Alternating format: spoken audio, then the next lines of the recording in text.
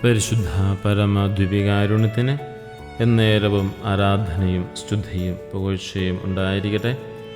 പരിശുദ്ധ പരമദ്വിപികാരുണ്യത്തിന് എന്നേരവും ആരാധനയും സ്തുതിയും പുകഴ്ചയും ഉണ്ടായിരിക്കട്ടെ.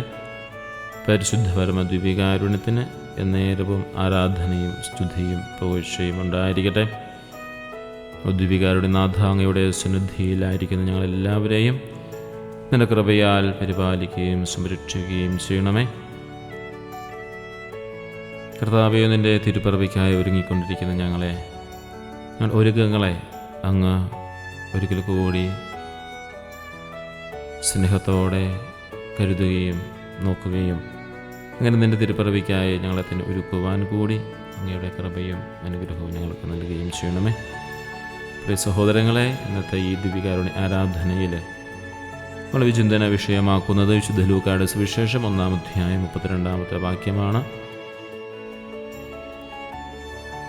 അവൻ വലിയവനായിരിക്കും, അത്യുന്നതൻ്റെ പുത്രൻ എന്ന് വിളിക്കപ്പെടും.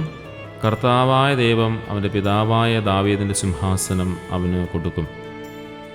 ഈശോയുടെ രാജ്യത്വത്തെയും മഹത്വത്തെയും നമ്മുടെ ഹൃദയത്തിൽ ഏറ്റുപറഞ്ഞ് അംഗീകരിച്ച് അവിടുത്തെ സ്തുതിക്കുകയും ആരാധിക്കുകയും അവിടത്തേക്ക് നമുക്ക് നന്ദി പറയുകയും ചെയ്യാം.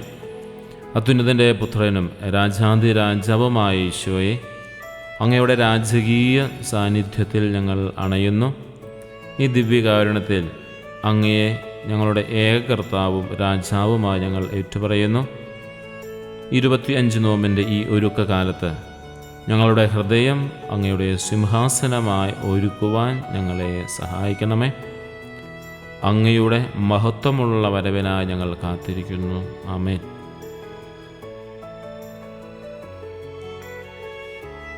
ഇന്നത്തെ സുവിശേഷത്തിൽ അവൻ വലിയവനായിരിക്കും എന്നുള്ള ഒരു കാര്യം, ലോകത്തിൻ്റെ രാജാവ് എന്നതിനേക്കാൾ ഉപരിയായി അവൻ നമ്മുടെ മുഴുവനും ഹൃദയങ്ങളെ ഭരിക്കുന്ന, ലോകത്തെ മുഴുവൻ ഭരിക്കുന്നവനായവൻ ആയിരിക്കും എന്നുള്ളൊരു ചിന്ത നൽകുകയാണ്. ക്രിസ്മസ് ലോകത്തിനൊരു രാജാവിനെ സമ്മാനിക്കുന്നു. അവൻ്റെ രാജ്യത്വത്തിന് അവസാനമില്ല. ഈശോയുടെ മഹത്വം ഈ ദിവ്യകാരുണ്യത്തിൽ ഒളിഞ്ഞ് ഇരിക്കുകയാണ്. നമ്മുടെ മുമ്പിൽ സന്നിഹിതനായിരിക്കുന്ന ദിവ്യകാരുണ്യം, ആ ദിവ്യകാരുണ്യത്തിൻ്റെ മഹത്വം നമുക്ക് പലപ്പോഴും തിരിച്ചറിയാൻ സാധിക്കുന്നുണ്ടോ എന്ന് പരിശോധിക്കാം. ഒരപ്പത്തിൻ്റെ രൂപത്തിൽ നമ്മുടെ മുമ്പിൽ സജീവ സാന്നിധ്യമായിരിക്കുകയാണ് അവിടുന്ന്. ലോകത്തിൻ്റെ നശ്വരമായ സുഖങ്ങളെയും പണത്തെയും അധികാരത്തെയും രാജാവായി കാണുന്ന പ്രവണതയിൽ നിന്നും നമ്മൾ പിന്മാറി യഥാർത്ഥ രാജാവായ ഈശോയെ നമുക്ക് അംഗീകരിക്കാൻ സാധിക്കണം. അവൻ അത്യുന്നതൻ്റെ പുത്രൻ എന്ന് വിളിക്കപ്പെടും. ഈശോ വെറും മനുഷ്യനല്ല, ദൈവപുത്രനാണ്. ഈ വിശ്വാസമാണ് ക്രിസ്മസ് ഒരുക്കത്തിൻ്റെ അടിസ്ഥാനം. ഈ വിശ്വാസമില്ലാതെ വെറുതെ കുറേ നക്ഷത്രങ്ങളും അലങ്കാരങ്ങളും ആഘോഷങ്ങളും ഒരുക്കങ്ങളുമായി നമ്മൾ പോയി കഴിഞ്ഞാൽ യഥാർത്ഥമായൊരു ക്രിസ്മസിൻ്റെ വിശ്വാസം നമുക്കുണ്ടാവില്ല. അല്ലെങ്കിൽ ആ ഒരുക്കത്തിൻ്റെ ഒരു ആഴം നമുക്ക് നഷ്ടപ്പെട്ടു പോകും. വിശ്വാസത്തിൻ്റെ ഒരു ആഴം നമുക്ക് നഷ്ടപ്പെട്ടു പോവുകയാണ് ചെയ്യുക. അതുകൊണ്ട് ക്രിസ്മസ് ഒരുക്കത്തിൻ്റെ അടിസ്ഥാനപരമായ വിശ്വാസമെന്ന് പറയുന്നത് അവൻ മനുഷ്യപുത്രനാണ് എന്നുള്ളതാണ്. നമ്മുടെ വിശ്വാസം ആഴപ്പെടുത്തുന്നതിനും ദൈവപുത്രൻ നമുക്ക് വേണ്ടി മനുഷ്യനായി പിറന്നു എന്ന സത്യത്തിൽ പൂർണ്ണമായി ആശ്രയിക്കുന്നതിനും ഈ ദിനങ്ങൾ നമ്മൾ ഉപയോഗിക്കണം. ദാവീദിൻ്റെ സിംഹാസനത്തെക്കുറിച്ച് പറയുന്നുണ്ട്. നീതിയുടെ ഭരണം നടക്കുന്ന സ്ഥലമാണ് ദാവീദിൻ്റെ സിംഹാസനം എന്ന് പറയുന്നത്. അത് നീതിയുടെയും സമാധാനത്തിൻ്റെയും ഭരണത്തെയാണ് സൂചിപ്പിക്കുക. ഈശോ നമ്മുടെ ഹൃദയത്തിൽ ആയിരിക്കുമ്പോൾ, അല്ലെങ്കിൽ ഈശോയുടെ നമ്മുടെ ഹൃദയത്തിൽ വാഴുമ്പോൾ അവിടെ നീതിയും സമാധാനവും ഉണ്ടാകും. ഈശോയെ നമുക്ക് ഹൃദയത്തിൽ പ്രാർത്ഥിക്കാം. ദിവ്യകാരുണ്യത്തിൻ്റെ സന്നിധിയിലായിരുന്നുകൊണ്ട് ഈശോയെ, ഞങ്ങളുടെ ഹൃദയത്തിൽ നീ വാഴുകയും അങ്ങനെ യഥാർത്ഥമായ നീതിയും സമാധാനങ്ങളും നിറയ്ക്കുകയും ചെയ്യണമേ. നമ്മുടെ ജീവിതത്തിൽ അനീതിയുടെയും അസമാധാനത്തിൻ്റെയും മേഖലകളെ ഈശോയ്ക്ക് സമർപ്പിക്കുക. അവിടുത്തെ നിയമങ്ങൾ നമ്മുടെ ജീവിതത്തിൽ ഏക സിംഹാസനമായി അംഗീകരിക്കുക. അതുപോലെ തന്നെ ക്രിസ്മസ് ഒരുക്കമെന്ന് പറഞ്ഞാൽ രാജകീയ ഒരു സ്വീകരണമാണ്.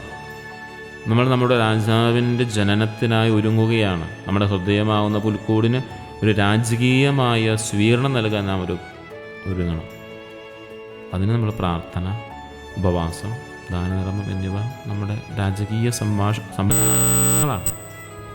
നമ്മുടെ ഹൃദയത്തെ നമ്മൾ ഒരുക്കണം, നല്ലതുപോലെ പ്രാർത്ഥിച്ചൊരുക്കണം, ഉപവസിച്ചൊരുങ്ങണം, ദാനധർമ്മത്തിലൂടെ ഒരുങ്ങണം. അങ്ങനെ നമ്മുടെ രാജകീയ സമ്മാനങ്ങൾ നമ്മൾ നമ്മുടെ ഹൃദയത്തിൽ ഒരുക്കി വെക്കാനായി സാധിക്കണം. ജീവൻ്റെയും, അതായത് ഈശോയെ, നമുക്ക് ഈശോയെ പ്രാർത്ഥിക്കാം. ഈശോയെ നമ്മുടെ എല്ലാവരുടെയും ജീവിതത്തിൽ